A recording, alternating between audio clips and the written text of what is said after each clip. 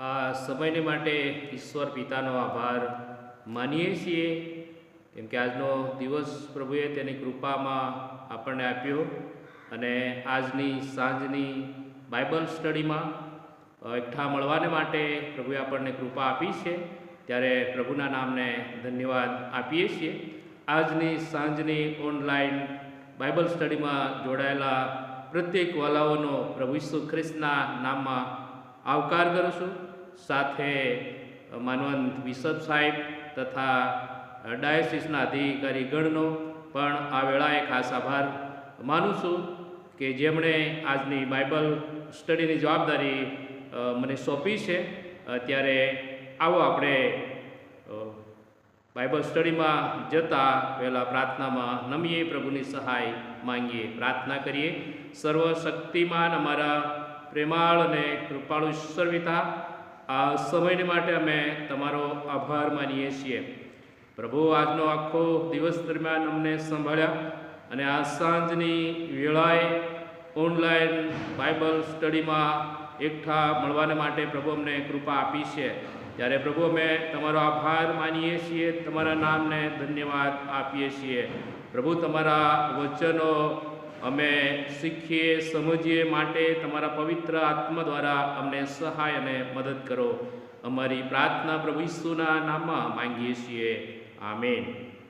આવો આપણે પ્રભુના વચનો વાંચીએ તથા સાંભળીએ. પવિત્ર શાસ્ત્ર બાઇબલમાં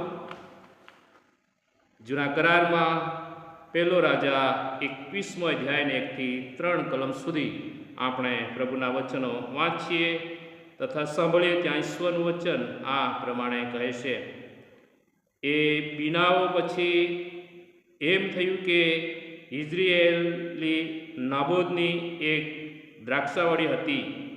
તે ઇઝરાયેલમાં સમરૂનના રાજા આહાબના મહેલ પાસે હતી. આહાબે નાબોદ પાસે એવી માંગણી કરી કે મારે સારું શાકવાડી બનાવવા તારી દ્રાક્ષાવાડી મને આપ, કેમ કે તે મારા ઘરની પાસે છે અને તેને બદલે હું તને તે કરતાં સારી દ્રાક્ષાવાડી આપીશ. અથવા જો તને ઠીક લાગે તો હું તને તેના મૂલ્યના પૈસા આપીશ. અને નાબોથે આહાબને કહ્યું કે હું મારા પિતૃઓનું વતન તને આપું એવું યહોવા ન થવા દો. ત્યાં સુધી વાંચેલા વચન પર પ્રભુ આશીષ આપો. અત્યારે પ્રભુના વચન વાંચવામાં આવ્યા અને ત્યાં આપણે બે વ્યક્તિ સંબંધી જોઈ શકીએ છીએ. સમરૂનના રાજા આહાબ અને નાબોદ સંબંધી આપણે જોઈએ છીએ. અહીંયા આપણે જોઈએ છીએ કે સમરૂનનો રાજા આહાબ કે જે ઇઝરાયલ પર રાજ કરતો હતો અને એ રાજા એ નાબોથની દ્રાક્ષાવાડી પ્રત્યે એ લલચાય છે અને નાબોથની દ્રાક્ષાવાડીની માંગણી તે કરે છે. વલાઓ, અહીંયા આપણે જોઈએ છીએ કે બે વ્યક્તિઓ, નાબોત કે જે ઈશ્વરના વચનો આધારિત જીવન જીવનાર વ્યક્તિ હતી, બીજી વ્યક્તિ આહાબ રાજા કે જે ઈશ્વરને કેન્દ્ર સ્થાને નહીં રાખીને પોતાની મનમાની પ્રમાણે જીવન જીવનાર વ્યક્તિ સંબંધી આ શાસ્ત્ર ભાગમાં આપણે જોઈ શકીએ છીએ.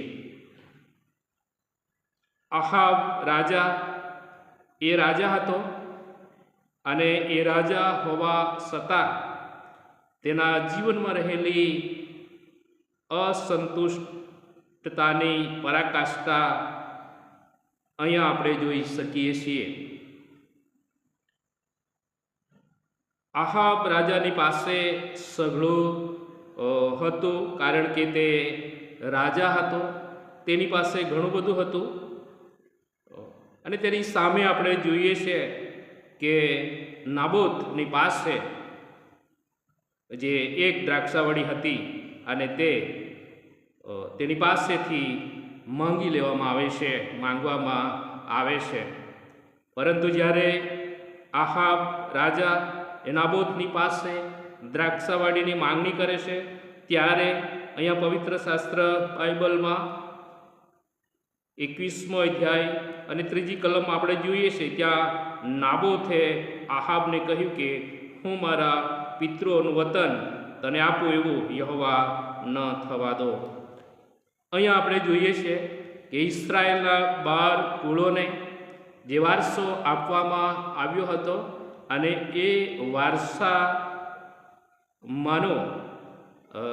કંઈક એ નાબોતની પાસે છે, એટલે કે જે દ્રાક્ષાવાડી હતી એના પિતૃઓની હતી, એને વારસામાં પ્રાપ્ત થયેલો એ વારસો હતો, એના વારસામાં મળેલી એ દ્રાક્ષાવાડી હતી. અને માટે ઇસ્રાયેલ પુત્રો, પવિત્ર શાસ્ત્ર બાઇબલ જણાવે છે કે તે જમીન એ ઈશ્વરની હતી અને માટે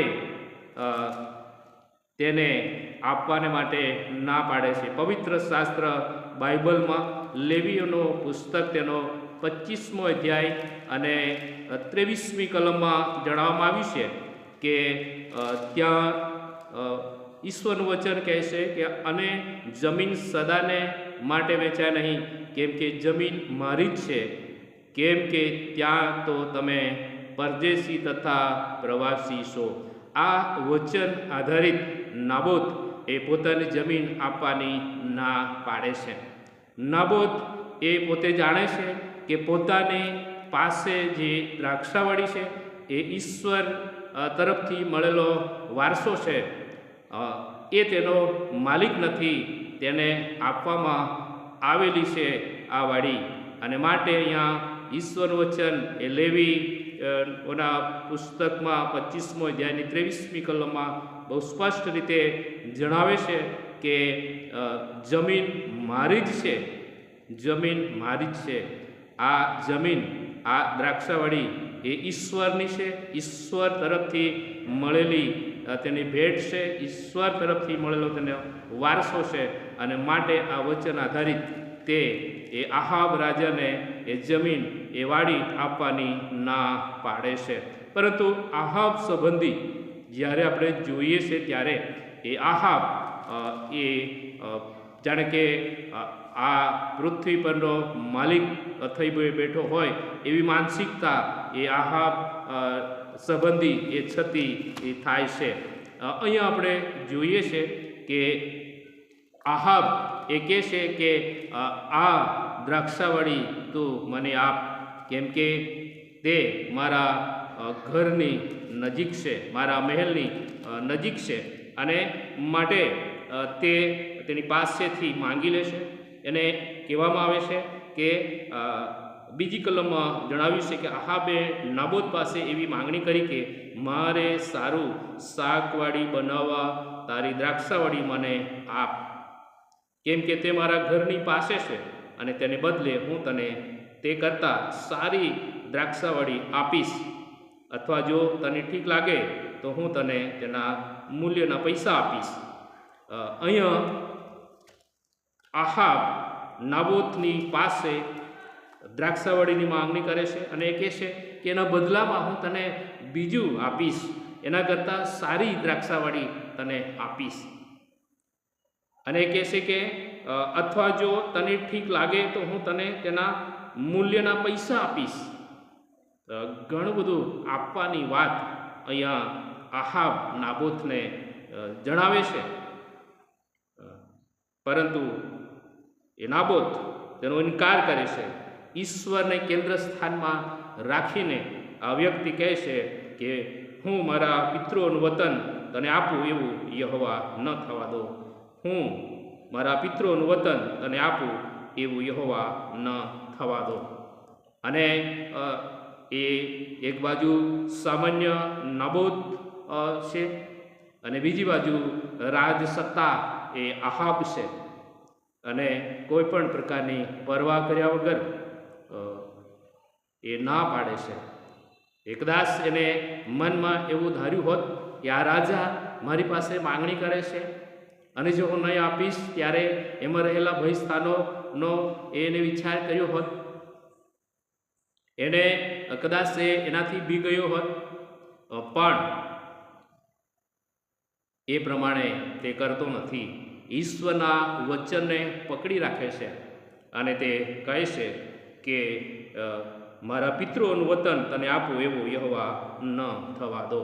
વલવ ઇસ્રાયેલના 12 કુળોને આપવામાં આવેલો જે વારસો એ તેના માટે સર્વસ્વ હતું. નાબોતના માટે એ સર્વસ્વ હતું. આહાબના માટે એક સામાન્ય દ્રાક્ષાવાડી હતી. એકદાસ એ ખેતર હશે, જમીન હશે, પણ એ આહાબ ને માટે કદાચ એ સામાન્ય પૃથ્વી પરની મિલકત હોઈ શકે, પણ એ નાબોતને માટે ઈશ્વર તરફથી મળેલી એ મહાન ભેટ હતી અને માટે તે ના પાડે છે. ઈશ્વરને એ કેન્દ્ર સ્થાને રાખીને એ કહે છે કે યહોવા એવું ન થવા દો. આહાબ એની પાસે ઘણું બધું હતું. એની પાસે જે હતું એ તે જોતો નથી, પણ એની પાસે જે નથી એ જુએ છે. અને એ નાબોતની વાડી પર લલચાય છે, લાલચ કરે છે, લોભ કરે છે અને એ મેળવવાને માટે, એ પછાવી પાડવાને માટે આગળ વધે છે. ત્યારે પ્રભુના લોકો તરીકે અહીંયા આપણે જોઈએ છે કે આ પૃથ્વી પર પ્રભુએ આપણને જીવન આપ્યું છે. પૃથ્વી પર અનેકવિધ જવાબદારીઓ ઈશ્વરે આપણને સોંપી છે. એ કદાચ આ પૃથ્વી પરના માનવી જીવનના અનેકવિધ ક્ષેત્રમાં અલગ અલગ જવાબદારી આપણને સોંપવામાં આવેલી હોઈ શકે.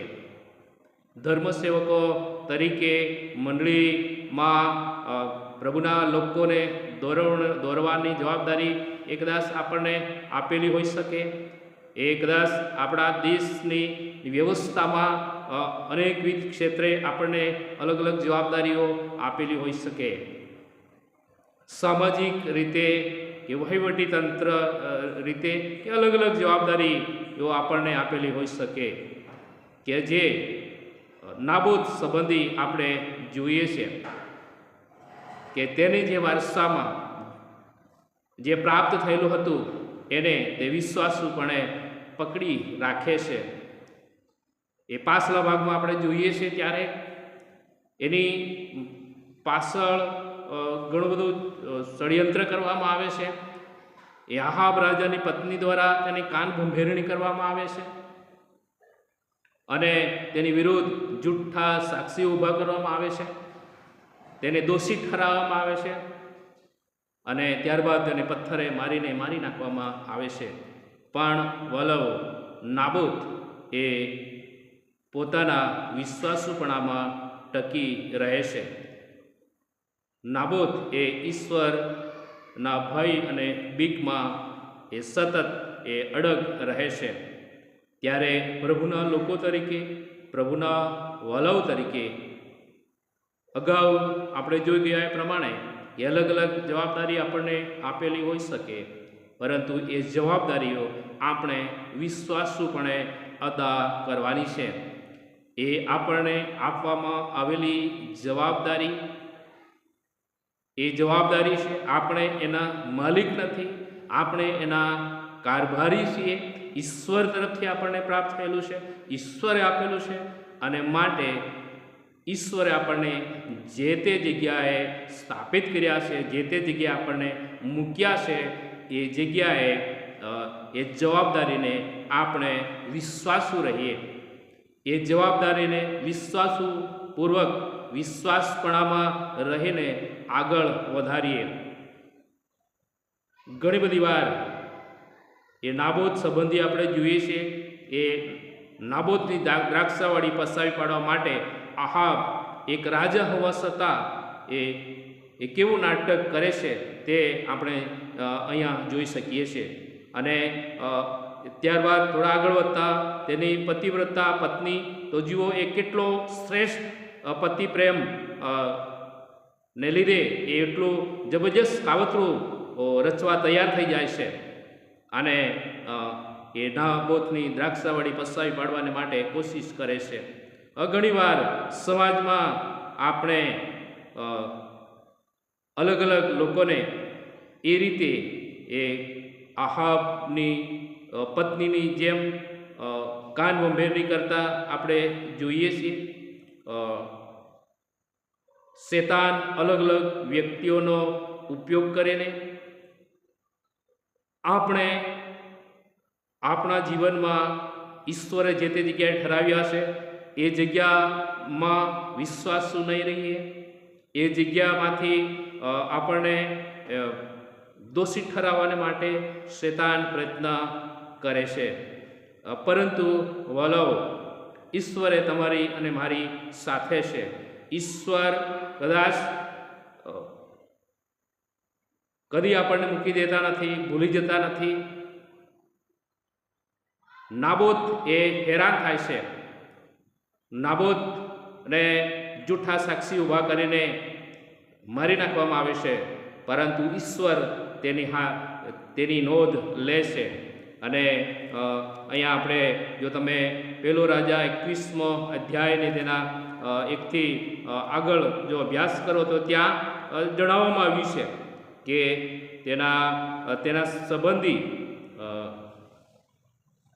જે કરવામાં આવ્યું છે તેની નોંધ ઈશ્વર લે છે. અને જે રીતે નાબોદનું મૃત્યુ થયું છે તેનો બદલો લેવાની વાત અહીંયા ઈશ્વર તેના દાસ દ્વારા કરે છે. ત્યારે પ્રભુના લોકો તરીકે, પ્રભુના બાળકો તરીકે કદાચ એવી પરિસ્થિતિનો આપણે સામનો કરવો પડે કે એ સત્તાને સામે થવું પડે, એ ખોટાને સાથ નહીં આપતા ઘણી બધી વાર આપણને પરેશાન થવું પડતું હોય છે. પણ વાલો ઈશ્વર આપણને ભૂલી જતો નથી. ઈશ્વર આપણી પડખે રહે છે, ઈશ્વર આપણને સહાય કરે છે, ઈશ્વર આપણને મદદ કરે છે. અને માટે વાલો ઈશ્વરે આપણને આ પૃથ્વી પરનું જીવન આપ્યું છે, ત્યારે એ જીવન ઈશ્વરે આપ્યું છે, આપણે પોતાના નથી. એમ પવિત્ર શાસ્ત્ર બાઇબલ કહે છે. આપણને રક્તમાં, ઈસુના રક્તમાં ખરીદવામાં આવેલા છે, અને માટે આપણે પોતાના નથી. અને માટે આપણા જીવનનો અધિકાર એ આપણો પોતાનો નથી, ઈશ્વરનો છે. અને માટે આપણું જીવન એ ઈશ્વરના હાથોમાં આપણે સોંપીએ. આપણા જીવનને એ કદાચ આહાબની જેમ શેતાન એના હાથોમાં મેળવી લેવાને માટે કોશિશ કરે, એ કદાચ અલગ અલગ વ્યસનો દ્વારા વ્યસનોમાં લાવીને, અલગ અલગ લોભ અને લાલચમાં પાડીને, અલગ અલગ આ જગી મોજ શોખ અને દુનિયાવી વાનાઓમાં પસાવી પાડીને આપણા જીવનને શેતાન તેના કબજામાં લેવાને માટે કોશિશ કરે. તો પણ વાલાઓ, આપણું જીવન ઈશ્વરે આપણને આપ્યું છે. ઈશ્વરે આ પૃથ્વી પરની મનુષ્ય તરીકેની ભેટ આપણને આપી છે. ત્યારે ઈશ્વરે આપેલા જીવનને ઈશ્વરના હાથોમાં સોંપીએ. આપણા જીવનમાં કેવળ એ પ્રભુનો અધિકાર હોય, આપણા જીવનમાં કેવળ ઈશ્વરનો અધિકાર હોય, અને ઈશ્વરના મહિમાને અર્થે આપણે આપણા જીવનનો ઉપયોગ કરીએ.